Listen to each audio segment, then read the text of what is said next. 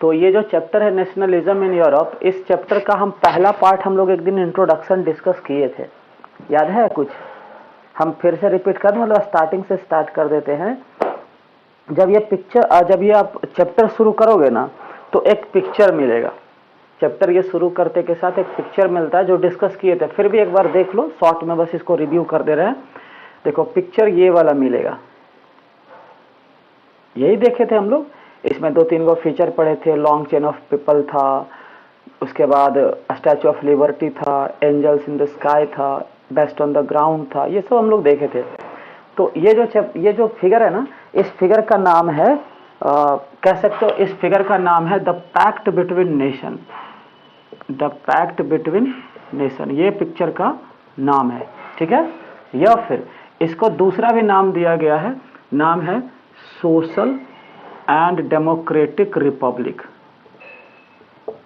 Social and democratic Republic इस picture का नाम है। और इस पिक्चर को प्रिंट करने वाला जो व्यक्ति है उसका क्या नाम है? उसका नाम है फ्रेडरिक सॉरियो।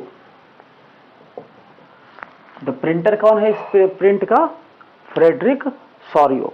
और इस व्यक्ति ने क्या किया था, टोटल 4 प्रिंट बनाया था, मतलब इस ऐसा 4 प्रिंट बनाया था, जिसमें से ये वाला प्रिंट जो था 1848 में पब्लिश हुआ था।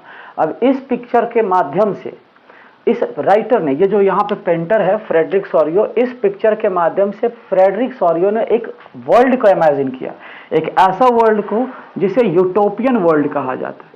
यूटोपियन वर्ल्ड को अगर छोटा सा वर्ड में देखा जाए तो इसका मतलब होता है इमेजिनरी वर्ल्ड।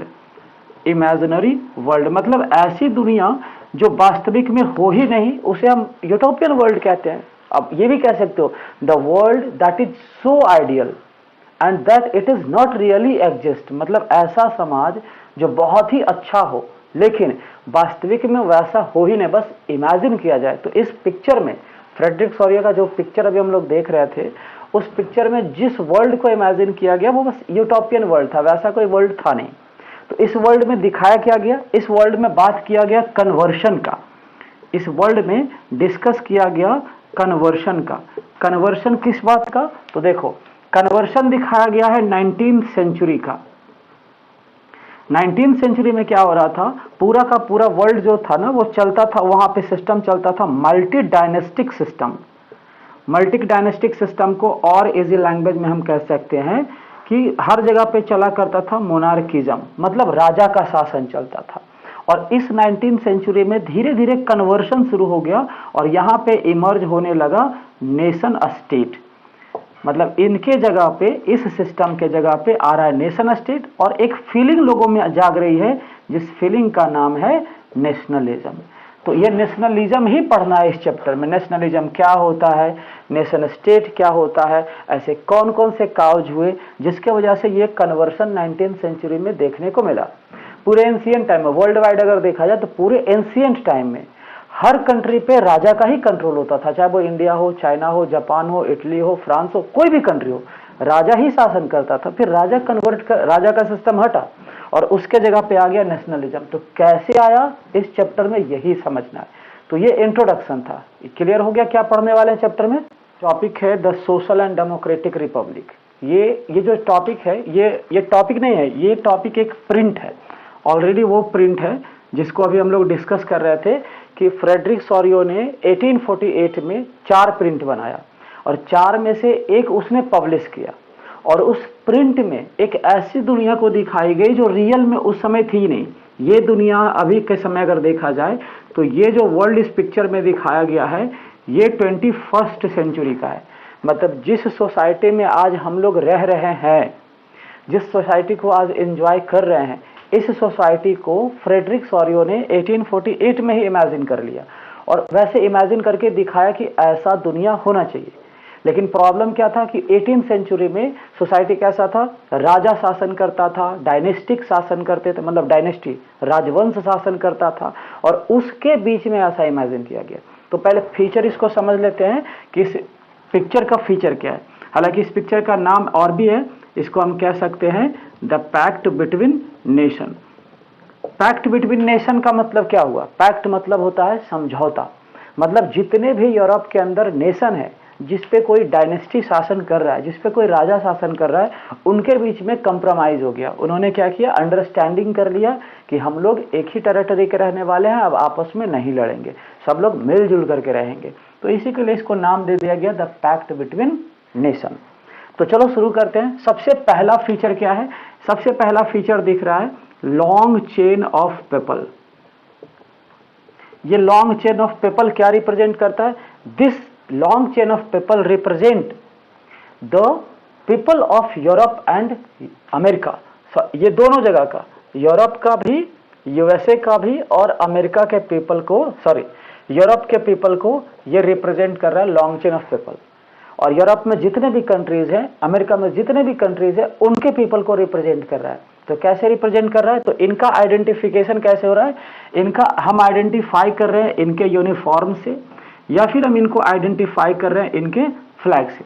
मतलब है तो लोगों का लंबा चेन, लेकिन ये लोग जो है ना वो अपने देश को रिप्रेजेंट कर रहे हैं। और सारा का सारा लोग जो है ना लाइन बाय लाइन एक एक करके क्या कर रहा है, एक दूसरे फीचर से क्रॉस कर रहा है, जिसका नाम है स्टैच्यू ऑफ लिबर्टी। दूसरा फीचर है इसका स्टैच्यू ऑफ लिबर्टी। अब यहां से इस स्टैच्यू ऑफ लिबर्टी के सामने से हर नेशन, हर व्यक्ति एक एक करके क्रॉस कर रहा है, और क्रॉस करते प्रेयर करते हुए आगे क्रॉस कर रहा है। जैसा कि इस पिक्चर में अभी ध्यान से देखोगे तो वही दिखेगा।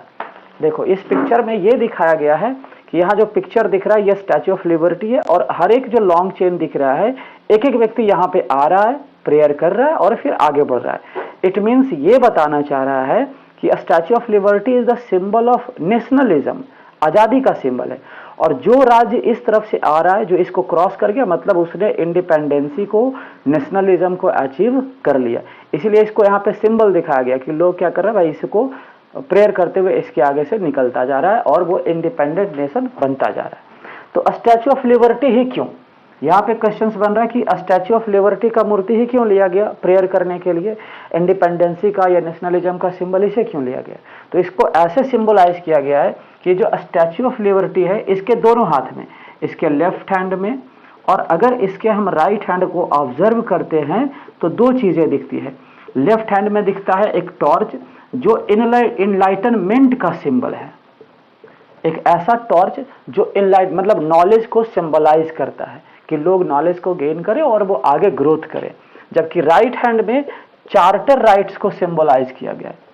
चार्टर राइट्स कहने का मतलब है कि प्रत्येक व्यक्ति को, मेन हो, वेमेन हो या बच्चे हो, उनको किस तरह का राइट्स मिलना चाहिए, इसका ये राइट हैंड रिप्रेजेंट कर रहा है। इसीलिए इसको बस सिंबल मान के लोग इसके सामने से प्रेयर करते हुए निकल रहे हैं। तो इस पिक्चर का, इस पेंट का दो फीचर हो गया, लॉन्ग चेन ऑफ पीपल, दूसरा था स्टैच्यू ऑफ लिबर्टी जिसका हमने फीचर देख लिया। अच्छा, अब स्टैच्यू ऑफ लिबर्टी से जब क्रॉस कर रहा है तो सबसे पहला कंट्री यही दोनों है। पहला कंट्री है यूएसए और दूसरा कंट्री है स्विट्जरलैंड। ये दो कंट्री है जो उस समय तक 1848 से पहले ही इंडिपेंडेंट हो चुका था। फिर उसको फॉलो किया जर्मनी, फिर इटली, फिर Austria, kingdom of two Sicilies, ऐसे बहुत सारे यूरोपियन कंट्रीज है जो एक एक करके धीरे धीरे 1848 के बाद स्वतंत्र होता चला गया। तो दो फीचर देख लिए, long chain of people of and दूसरा स्टैच्यू ऑफ लिबर्टी। चलो तीसरा फीचर देखते हैं। तीसरा फीचर यहां दिख रहा है बेस्ट ऑन द ग्राउंड। ये बेस्ट ऑन द ग्राउंड किस चीज को रिप्रेजेंट कर रहा है? ये रिप्रेजेंट कर रहा है एब्सोल्यूटिज्म को। अब ये एब्सोल्यूटिज्म क्या होता है? Absolutism is a term, it is only a term, या फिर कह सकते हो पॉलिटिकल फिलॉसफी या राजनीतिक सोच, जिसमें जो राजा है या जो शासन करने वाला व्यक्ति है, वो जो भी पावर उसके पास है, उसके पावर पे किसी व्यक्ति का कोई कंट्रोल ना हो। तो ऐसे टर्म को कहा जाता है एब्सोल्यूटिज्म। सिंपल सा टर्म, फिर से रिपीट करें। सपोज दैट अपने कंट्री में शासन कर रहे हैं नरेंद्र मोदी, ठीक है, अब नरेंद्र मोदी रूलर है। अब नरेंद्र मोदी के पास जो पावर है, अगर उसके ऊपर किसी का कोई नियंत्रण नहीं हुआ तो उसी टर्म को हम एब्सोल्यूटिज्म कह देंगे। तो 18th सेंचुरी से पहले जितना भी राजा, जितना भी राजवंश होता था, वो बहुत पावरफुल होते थे और उनके पावर पे किसी का कंट्रोल नहीं होता था, इसीलिए उनको यहाँ पे डिनोट किया गया एब्सोल्यूटिज्म वर्ड से।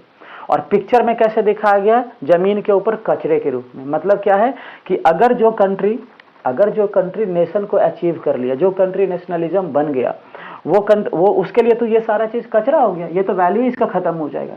इसलिए इस पिक्चर में इसको वेस्ट के रूप में दिखाया गया है। ये तीसरा पिक्चर क्लियर।